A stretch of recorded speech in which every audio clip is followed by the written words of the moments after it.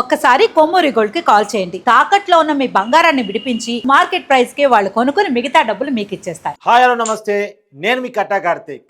మనతో ఉన్నారు ప్రముఖ అడ్వకేట్ రజనీ గారు. చాలా కాలం తర్వాత మనం టీవీ ఛానల్కి వచ్చారు. మేడం నమస్కారం అండి. నమస్తే కార్తిక్ గారు. భారత మాతకి జై మేడం.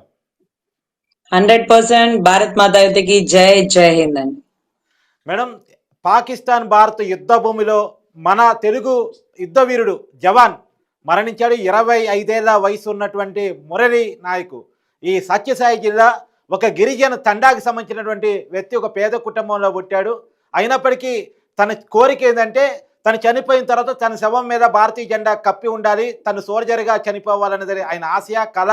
అలానే తను సోల్జర్గా వెళ్ళాడు, అగ్నివీరుడిగా బోర్డర్లోకి వెళ్ళాడు. దేశం తరపున కాపలా కాస్తూ పాకిస్తాన్తో యుద్ధం చేస్తూ 14 మంది పాకిస్తాన్ జవాన్లను చంపిన తర్వాత ఆ వీరుడు కన్నుమూయటం జరిగింది. ఆ వీరుడికి ఆంధ్రప్రదేశ్ ప్రభుత్వం ఘనంగా కన్నీటి వీడ్కోలు చెప్పడం జరిగింది. ఆంధ్రప్రదేశ్ డిప్యూటీ సీఎం పవన్ కళ్యాణ్ గారు, సీఎం చంద్రబాబు నాయుడు గారు, మంత్రి నారా లోకేష్ గారు వెళ్ళి పరామర్శించడం జరిగింది. అతనికి 50 లక్షలు గవర్నమెంట్ తరఫున చంద్రబాబు గారు అనౌన్స్ చేయడం జరిగింది. అలాగే 25 లక్షలు పర్సనల్గా పవన్ కళ్యాణ్ గారు ఆ కుటుంబానికి అనౌన్స్ చేయడం జరిగింది. ఆ తర్వాత 300 గజాల భూమిని ఇంటి స్థలం కోసం, 5 ఎకరాల భూమిని వాళ్ళ సాగు కోసం, తర్వాత ఆ కుటుంబానికి అన్ని విధాలా మేము అండగా ఉంటామని, ఆ వీరుడికి కాంస్య విగ్రహాన్ని సత్యసాయి జిల్లా కేంద్రంలో ఏర్పాటు చేస్తామని, ఒక మెమోరియల్ కేంద్రాన్ని కూడా ఏర్పాటు చేస్తామని మంత్రి నారా లోకేష్ గారు హామీ ఇవ్వడం జరిగింది. మొత్తంగా ఎలా చూస్తున్నారు దీన్ని? ముఖ్యంగా కార్తిక్ గారు, గతంలో భగత్ సింగ్ గారు కూడా ఇదే ఏజ్ లో, ఎర్లీ ఏజ్ లో చనిపోతా ఊరి తీసే ముందు క్షమాపణ అడగచ్చు కదా, 23 వదిలేస్తారు క్షమాపణ అడగచ్చు కదా అని మహాత్మా గాంధీ గారు ఎన్నిసార్లు లెటర్లు జైలుకి పంపించినా కూడా నేను క్షమాపణ అడగను, నేను భరతమాత ముద్దు బిడ్డగా మీ అందరికంటే ముందుగా తల్లి ఒళ్ళోకి వెళ్తున్నాను.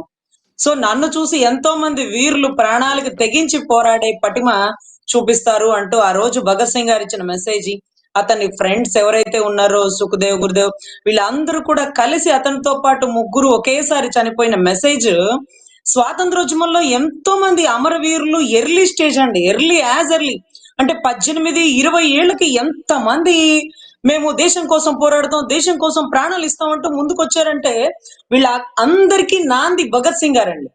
సో ఈ రోజు కళ్యాణ్ గారు అతన్ని భగత్ సింగ్ తో పోల్చడానికి పోలిక గల ఒకే ఒక్క కారణం ఏంటంటే చిన్న వయసు, భరతమాత మీద ఉండేటటువంటి అమిత మీద ప్రేమ, ఎంతో మందికి ఒక మెసేజ్ ఇవ్వాలన్న తపన. సో ఖచ్చితంగా దీంట్లో మనం ఒకటి ఆలోచించాలి, ఏదైతే ఏమి ఇచ్చినా ఆ తల్లి రుణం తీర్చుకోలేము, అది ఒకటి. తర్వాత ప్రాణాలకు తెగించి మనం పోరాడతాం, కానీ మన బిడ్డల ప్రాణాన్ని పణంగా పెట్టి పోరాడే వాళ్ళు ఎవరంటే బహుశా బోర్డర్ లో సైన్యంలో ఉంటారు చూడండి, వాళ్ళందరి తల్లిదండ్రులు. అంటే మనందరికంటే 100 రెట్లు గొప్ప వాళ్ళేనని మనం మనస్ఫూర్తిగా భావిద్దాం. ఎందుకంటే ఎంత ఇచ్చినా, ఈ రోజు 3 సెంట్లు ఇచ్చినా, 5 ఎకరాలు ఇచ్చినా ఆ తల్లికి ఆ కొడుకుని తీసుకురాలి. ఈ రోజు మాతృ దినోత్సవ వేడుకలు, మాతృ దినోత్సవం, సో ఇవన్నీ మనం జరుపుకుంటున్నప్పుడు ఒక తల్లికి ఒక బిడ్డ ఇచ్చేది ఏంటి అంటే గిఫ్ట్ అన్నమాట. ఇప్పుడు మా మదర్ కి నేను ఒక కూల్ పేస్ట్ కేక్ లేకపోతే ఒక మంచి శారీనో గిఫ్ట్ ఇస్తాం. కానీ ఈ రోజు తన తల్లికి తన బిడ్డ ఇచ్చిన గిఫ్ట్ ఏంటంటే రాష్ట్ర రాజకీయాలు, దేశ నాయకులను, జాతి నాయకులని మొత్తాన్ని అతనింటి వాకిట్లో నుంచోబెట్టాడు. ఆ తల్లికి ఇదిగో చూడమ్మా, ఇదిగో చూడు నీకోసం ఎంతమంది వచ్చారో చూడు, నీ బిడ్డ ఎంత గొప్పడో చూడు అంటూ ఈ రోజు ఒక తల్లికి ఒక కొడుకు ఇచ్చినటువంటి గిఫ్ట్ మనం ఎవ్వరం మన తల్లిదండ్రులకి మనం ఇవ్వలేం. ప్రతి నాయకుడిని తీసుకొచ్చి ఇంటి వాకిట్లో నుంచోబెట్టినటువంటి మహోత్తరమైన వ్యక్తి ఈ రోజు మురళీ నాయక్. ఒక తాండాల కుటుంబానికి సంబంధించిన వ్యక్తి, అంటే ఒక ఎస్టీ కమ్యూనిటీ, ఆ కమ్యూనిటీ మొత్తం కాళ్ళు రెగరేసింది, అర్రే మా వాడ్రా ప్రాణాలకు తెగించి ఈ రోజు పోరాడించాడు, ఈ రోజు ఆ యుద్ధంలో చనిపోయాడు, అసూలు బాసాడు అంటాం. అంటే ఎందుకు కుల ప్రస్తావన చేశానంటే కార్తిక్ గారు, నేను సుప్రీంకోర్టు ఢిల్లీకి వెళ్ళినప్పుడు ఒక అతను చెప్పేవారు, ఒక పెద్ద ఆయన పార్లమెంట్ చూడడానికి ఎంట్రీ పాస్ తీసుకుని వెళ్తున్నప్పుడు టైం కూడా చెప్పారు, అమ్మా మీరు ఎక్కడి నుంచి వచ్చినారంటే ఐఎమ్ కమింగ్ ఫ్రమ్ ఆంధ్ర అండి, పలానా సుప్రీంకోర్టు అడ్వకేట్ గారిని కలవనీకి వచ్చినామని నేను చెప్పాం. అప్పుడు ఆయన చెప్పారు, కమలేష్ కుమార్ యాదవ్. మీరు ఈ పేరు గుర్తుపెట్టుకోండి కార్తిక్ గారు, ఇది రాష్ట్ర ప్రజలు, దేశ ప్రజలు తెలుసుకోవాల్సిన విషయం. కమలేష్ కుమార్ యాదవ్ గారు 2001 అండి, 2001 డిసెంబర్ ఆ టైంలో గేట్ నెంబర్ 1 లో సిఆర్పిఎఫ్ కానిస్టేబుల్ ఈవిడ 11 బుల్లెట్లు ఒక లేడీ గుండెల్లో దిగినా సరే టెర్రరిస్టుల్ని పట్టుకునే నిమిత్తంతో కింద పడిపోయినా దూరంగా ఉండే వాకీ టాక్ ని పాక్కుంటా పట్టుకొని మెసేజ్ ఇచ్చిందండి. తీవ్రవాదులు పార్లమెంట్ లో ఎంటర్ అయ్యారు, గేట్ నెంబర్ 1 నుంచి రిపోర్టింగ్ సార్ ఎలర్ట్ సార్ అంటూ అమ్మాయి ఇచ్చిన మెసేజ్ ఎలా ఉంటుందంటే 11 బుల్లెట్లు బాడీలో దిగిన. అంటే అశోక్ చక్ర అనే ఒక అవార్డు ఇచ్చారండి, అది వాళ్ళ భర్తను బిడ్డలో తీసుకున్నారు. అది ఫస్ట్ ఒక లేడీకి, అది సిఆర్పిఎఫ్ కానిస్టేబుల్ అలాంటి కి. వాళ్ళని అంటే తలుచుకుంటేనే కదా నీళ్ళు వస్తూ ఉంటాయి మేడం, రోమాలు నిక్కపొడుస్తూ ఉంటాయి. ఎస్ సార్, అసలు ఆడపిల్లలు అంటే మీ అందరు అనుకుంటారు సార్, అమ్మ ఇది నువ్వు చేయలేవు నీ వల్ల కాదు అంటారు సార్. మేము చెప్తున్నాం సార్, పురిటి నొప్పులు ఎలా ఉంటాయి అంటే మగవాళ్ళు ఎవ్వడు పడలేరు. అంత దారుణమైన నొప్పులు పడి తన బాధని దిగమింగి ఒక బిడ్డని బయటకు తీసుకొచ్చే తల్లికి ఉండేటటువంటి తెగువ ధైర్యం ఎవ్వరికి ఉండదు. ఈరోజు బోర్డర్ లో సైనికులు ఉన్నారు అంటే ఎంత మంది తల్లిదండ్రులు వాళ్ళ కడుపు కోత అక్కడ ఉంటుందో తెలుసా అండి.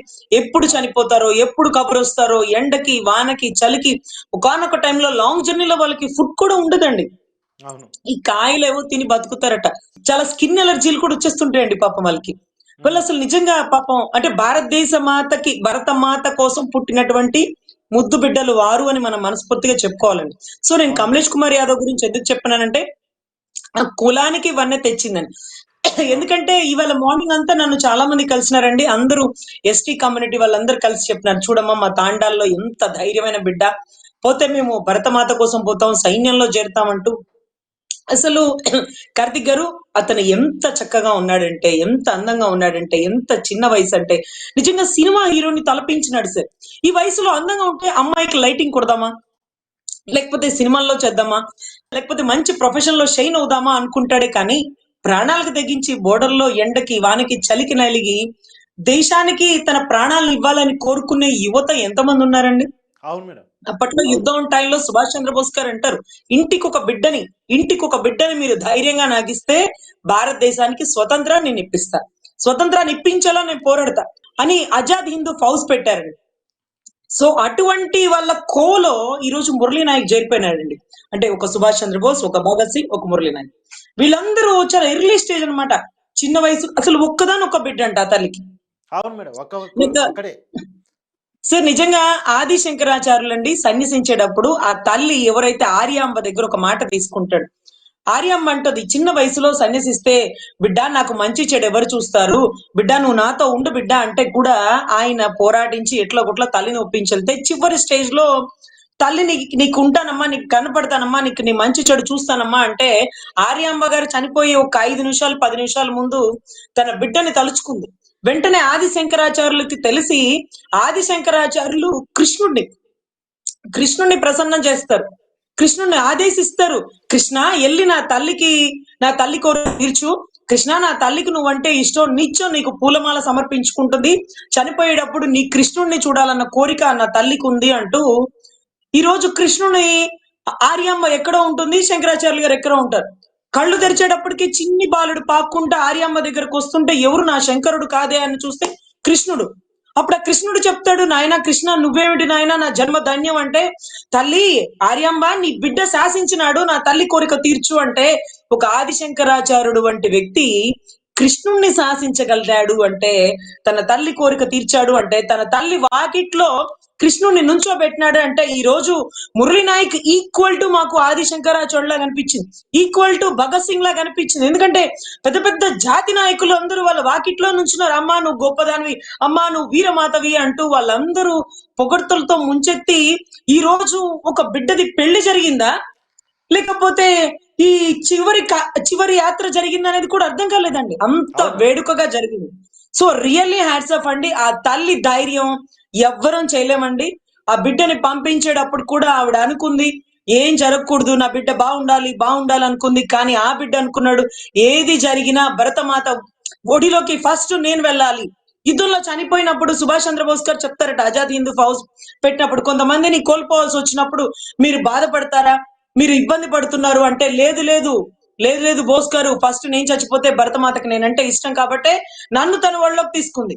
తర్వాత ఇంకొకటి ఇష్టం కాబట్టి తన్ని ఒడిలోకి తీసుకుంది. ఎవరు ముందు చనిపోతే వారు భరతమాత ఒడిలోకి వెళ్ళిపోతాం, భూదేవిలోకి వెళ్ళిపోతాం అని మనస్ఫూర్తిగా భావిస్తాం. ఈ ఆజాద్ హిందూ ఫౌజ్ కి మేమందరం ప్రాణాలు తెగించడానికి సిద్ధంగా ఉన్నామంటే ఎంతో మంది ఆడబిడ్డలు సైతం సుభాష్ చంద్రబోస్ గారితో ఒక్కటే వచ్చినారండి. ఇవన్నీ మనం గుర్తుపెట్టుకోవాలండి. హిస్టరీ ఎప్పుడు మర్చిపోకూడదండి. హిస్టరీ రిపీట్స్ అయితేనే కానీ యువత దేశానికి వెన్నుముకలా నిలబడలేరండి. వివేకానందులు చెప్తారు, యువత ఏ దేశంలో ఎక్కువ ఉంటే ఆ దేశం డెవలప్ అవుతుంది. ఎక్కడ ఎక్కడ డబ్బు ఉంటేనో, ఎక్కడ టెక్నాలజీ ఉంటేనో కాదండి, యువతని కానీ మంచి దావలో పెట్టాలి కదా. సో అటువంటి వారు ఇలాంటి కాంస విగ్రహాన్ని చూస్తే ఎవర్రా ఇతను, చూడరా ఎంత చక్కగా ఉన్నాడో మురళీ నాయక్. ఈ రోజు 23 ఏళ్లకి ఆ బిడ్డ దేశ స్వాతంత్రోద్యమంలో మన యుద్ధంలో, మేడం అది 2024-25 సంబంధించిన యుద్ధంలో ఈ ఈ ఇయర్ అనేది నోట్ అయిపోతుందండి. అతని కింద రాస్తాం కాబట్టి. మనం 1961లో యుద్ధం జరిగింది, 1971లో పాకిస్తాన్ ఆంధ్ర యుద్ధం జరిగింది, భారతదేశం, ఇవన్నీ చెప్పుకుంటాం కదా. సో అతని కింద రాస్తారు కదా చనిపోయిన దాని కింద. అంటే ఎందుకు చెప్తున్నానంటే కార్తిక్ గారు, చాలా మందికి చాలా మంది లేడీస్ ఎక్కడికైనా వెళ్ళినప్పుడు మనకంటే ఎక్కువ గోల్డ్ వేసుకున్న వాళ్ళని, ఎక్కువ ఖరీదైన చీరలు కట్టుకున్న వాళ్ళని, ఎక్కువ బిల్డింగ్స్ కట్టుకున్న వాళ్ళని, ఎక్కువ భూమి ఉన్న వాళ్ళని చూసి కుళ్ళుకుంటారు. కానీ నిజంగానండి, నేను ఓపెన్ గా చెప్తున్నాను కార్తిక్ గారు, నేను ఆ రోజు పవన్ కళ్యాణ్ గారితో మీటింగ్ లో కూడా నేను ఒకటే అడిగినాను, అన్న ఏ రోజు నోరు తెరిచి ఏ పదవి అడిగను, పోతే ఒక విగ్రహం కట్టండి అన్న, ఒక విగ్రహం కట్టండి అన్న. ఎందుకంటే ఆ విగ్రహం ఉన్న ఇంపార్టెన్స్ మీకు తెలియదు కార్తిక్ గారు. ఈ రోజు మురళీ నాయక్ విగ్రహం కడుతున్నాడంటే అబ్బా వీడు ఎంత అదృష్టవంతుడో, వీడు ఎంత గొప్పడో అని నా మనస్ఫూర్తిగా అనిపిస్తుంది. ఎందుకంటే నాకంటే డబ్బు నన్ను చూసి నేను కుళ్ళుకోను. కానీ ఎవరైతే ఒక స్టాట్యూగా విగ్రహంగా మనం రోడ్ మీద చూస్తామో అబ్బా ఎంత గొప్పడైతే విగ్రహం కడతారో అనుకుంటాం. గొప్ప వాళ్ళు ఎప్పుడు చరిత్రలో ఉండాలి, వాళ్ళని మనం తలుచుకోవాలి.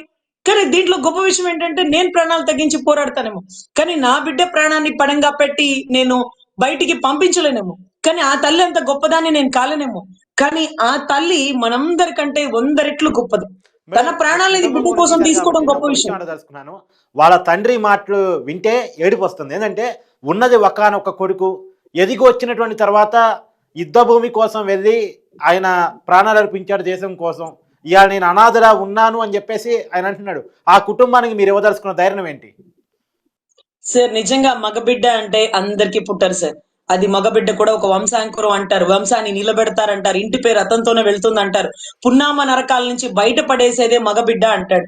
అటువంటి మగబిడ్డని ఈ రోజు భారతదేశ మాతకి ముద్దు బిడ్డగా మారాడండి. ఈ రోజు నేను ఒంటరి అనుకున్న ప్రతి ఆ వ్యక్తికి ఎవరైతే వాళ్ళ నాన్నగారు ఉన్నారో ప్రతి బిడ్డ మీ బిడ్డనండి. మనస్ఫూర్తిగా ఈ రోజు పవన్ కళ్యాణ్ గారు కంటతడి పెడుతున్నా, మేమందరం కుళ్ళుకుంటుంటాం.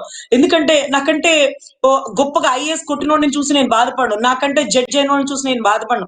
కానీ నాకంటే ఒక గొప్ప స్థాయిలో ఎర్లీగా చనిపోయి మంచి పేరుతో చనిపోయాడు అని నిజంగా ఏదైతే స్వాతంత్ర సమరయోధులు వీళ్ళందరూ మనస్ఫూర్తిగా తను చూసి కుళ్ళుకునేంత గొప్ప స్థాయిలో నీ బిడ్డ ఉన్నాడు. అటువంటి బిడ్డని కానీ నీ జన్మ ధన్యమైంది. నాకు బిడ్డలు లేరు అని మీరు అనుకోకండి. భరతమాత ముద్దు బిడ్డలు ప్రతి ఒక్కరూ మీ బిడ్డ. ఈ రోజు పవన్ కళ్యాణ్ గారు చెప్పారు ఒకటే మాట, నాకు మళ్ళీ నువ్వు భగత్ సింగ్ అనిపించినవురా. అరే నువ్వు నిజంగా రియల్ హీరోరా, మేము రియల్ హీరో, నువ్వు రియల్ హీరోరా, ఈ రోజు నుంచి నేను నీ అభిమానిరా అని ఆ మాట అనగలిగినారు అంటే, చనిపోవాలి అనిపించినప్పుడు, ఒకవేళ ఈ రాజకీయాల్లో కుట్రకోణంతో చంపేస్తారు అనిపించినప్పుడు, ఒక రాజకీయం కోసమో లేకపోతే రాష్ట్ర ప్రజల కోసమో నేను ప్రాణాలు అర్పిస్తాను అంటే అదొకే. కానీ నువ్వు దేశ స్వాతంత్రం కోసం లాగా అసలు సరిహద్దుల్లో ఈ రోజు ప్రాణాలకు తెగించి నువ్వు పోరాడినావంటే నాకంటే 100 రెట్లు నువ్వే గొప్పోడివి. నేను నీ అభిమానిని అని అంత మాట ఈ రోజు అనగలిగినారు అంటే ఎంత మంది మనసుల్ని గెలుచుకున్నారు, ఎంత మంది తల్లిదండ్రులు కుళ్ళుకుంటారు మీ బిడ్డను చూసి. ఏ బిడ్డ అయినా మంచి ఉద్యోగం తెచ్చుకుంటాడు, ఒక ఐఏఎస్ అవుతాడు, ఒక ఐపీఎస్ అవుతాడు, ఒక ఎమ్మెల్యే అవుతాడు, ఒక ఎంపీ అవుతాడు, ఒక సీఎం అవుతాడు. కానీ ఈ రోజు సీఎం స్థాయిలో ఉన్న వ్యక్తిని నీ తల్లి తండ్రి ఇంటి వాకిట్లో నుంచోబెట్టినాడంటే ఇప్పుడు ఎంత గొప్ప స్థాయి సార్. ఈ రోజు మోడీ గారి దగ్గర నుంచి వారు మంచి బహుమతిని కూడా అందుకుంటారు, అంత గొప్పగా వీరమాతగా అని. సో ఈ రోజు ప్రతిదీ మనం చెప్పుకోవాలండి. బోర్డర్ లో సైన్యంలో వెళ్లే ప్రతి బిడ్డ గుర్తు తెచ్చుకోండి. ఈ రోజు భరతమాతకు మీరంటే ఎక్కువ ఇష్టం, అందుకే మిమ్మల్ని ఎక్కువ దగ్గర తీసుకుంది. ఎందుకంటే తల్లి చిన్న బిడ్డని, చంటి బిడ్డని ఒళ్ళోకి తీసుకుంటుంది, నడవగలిగే బిడ్డని చేత్తో పట్టుకుని పోతుంది. మేమందరం నడవగలిగే బిడ్డ, కానీ మీరు తల్లికి అత్యంత ప్రేమకరమైన బిడ్డలు కాబట్టి బోర్డర్ లో ఉంటారు. ఎవరైతే ముందు చనిపోతున్నారో అనుకుంటారో మీరు తల్లి ఒళ్ళోకి వెళ్ళిపోతున్నారు, లేకపోతే భరతమాత మిమ్మల్ని ఇష్టపడుతుంది కాబట్టి ముందు మిమ్మల్ని తీసుకుంటుందని మనస్ఫూర్తిగా భావించండి. ఎందుకంటే ఇది అప్పట్లో సుభాష్ చంద్రబోస్ గారు ఆజాద్ హింద్ ఫౌజ్ పెట్టినప్పుడు చెప్పిన మాటలు. ఇవన్నీ మీరు ఖచ్చితంగా గుర్తుపెట్టుకోవాలి. మొన్న మధ్య ఇంకొక అబ్బాయి కూడా అంటండి, పెళ్ళైన 5 రోజే ఫోన్ వచ్చిందంట. 2వ తారీఖు ఎప్పుడో పెళ్ళైందట. 5వ అవును తారీఖు మేడం, ఫోన్ వచ్చిందని మహారాష్ట్ర బోర్డర్లో తెలిపారట. సచిన్ యాదవ్ ఏదో అంటున్నారు. అవును. నిజంగా ఆ భార్య చూడండి పంపించేటప్పుడు, ఇదేంటి నా కర్మ, వెంటనే ఇలా జరిగింది, ఇదేమన్నా అంటే ఒక మంచి సిగ్నల్ అంటే ఎదురు ఎదురు ఏదో అంటారు కదండి, మంచి శుభ సూచకం కాదు, ఇలా వెళ్ళిపోతున్నాడు ఏంటి అంటే, అతను వెళ్ళి మళ్ళీ వెనక్కి రాకపోతే అసలు అతి చిన్న వయసులో వైధవ్యం పొందినటువంటి ఆ ఆడబిడ్డకి ఇంకా మనం ఏం చెప్పాలండి. అసలు సర్వస్వం కోల్పోయిన తల్లిదండ్రులు, లేకపోతే సర్వస్వం అనుకున్న భర్త చనిపోయినటువంటి భార్యలు, వీరందరికీ కూడా మనం ఏమిచ్చినా రుణం తీర్చుకోలేమండి. అందుకే చిన్నప్పుడు కార్తీక్ గారు మనం చదువుకున్నప్పుడు పూలంకి చాహ్ అనే ఒక లెసన్ ఉండేది. పూలకి ఏమి ఇష్టం అంటే, పూలకి దేవుడి గుడిలోకి పోవడం ఇష్టం లేదట, ఆడబిడ్డల తల్లో ఉండడం ఇష్టం లేదట. చనిపోయినటువంటి వీర జవాన్ల సమాధి మీద, వాళ్ళ శవాల మీద ఉండడం నాకు మనస్ఫూర్తిగా ఇష్టమని పూలంకి చాహ్ అనే ఒక బుక్ లో చదివినానండి. నిజంగా అటువంటి వ్యక్తులకి ఈ రోజు నిజంగా గొప్పగా చెప్పుకోవాలి. మనం వాళ్ళందరినీ తలుచుకోవాలి, వాళ్ళ బాటలో వెళ్ళాలి. వీర సైన్యులకు అందరికీనండి జై జవాన్ జై కిసాన్. నిజంగా మనస్ఫూర్తిగా వీళ్ళు గొప్పవాళ్ళు. జై హింద్ అండి. జై హింద్ మేడం.